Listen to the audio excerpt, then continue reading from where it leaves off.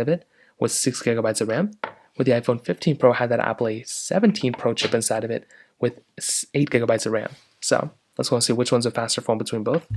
Okay, there we go. All the apps are clear in the background. 15 Pro is here, 13 Pro is here. Let's load up their app stores. 3, 2, 1. And the 15 Pro definitely was faster there. Scrolling through here, let's see if there's any big differences. And you can kind of see through here, not that big of a difference. Again, both have 120 Hz displays, which are really nice. We do have some third-party apps we can just kind of test out immediately. So let's get into here. Let's do Netflix. 3, 2, 1. And I think the 13 Pro may have been faster there, which is very interesting. Let's try Quizlet, which I don't have. Let's do Thank You. 3, 2, 1. And I'm hoping there's no like upgrade panels or anything like that that kind of show up, because that would be very, very unfortunate. And this was about the same thing too. There really wasn't that big of a difference here as far as I could tell.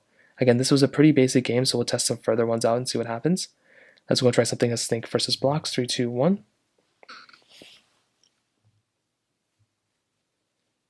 So it's about the same thing too here as well. So that's another interesting thing.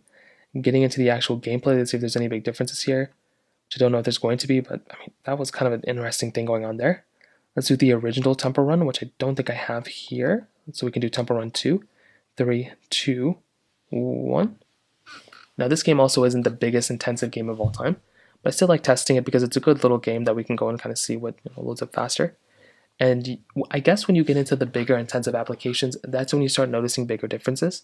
So you can see with the iPhone 15 Pro, this one did end up loading up overall faster than the iPhone 13 Pro.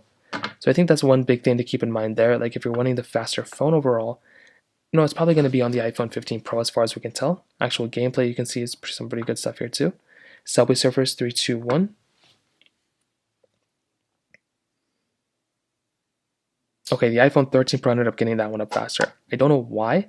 That was okay. So maybe it was because of this download update panel. I just don't want to just keep making just want to cope with it. But that was a very weird thing. But I like the 13 Pro. I'm surprised that iPhone did that well. I think overall though, I don't know if there's one that's like super way faster than the other one. I think both do a really good job. The 15 Pro should theoretically be the faster one almost every single time. So it is very surprising to me that we're getting this type of difference. But regardless, I think in terms of this, that kind of covers it up there for the most part. In terms of the cameras, both of them are giving you the triple camera setup.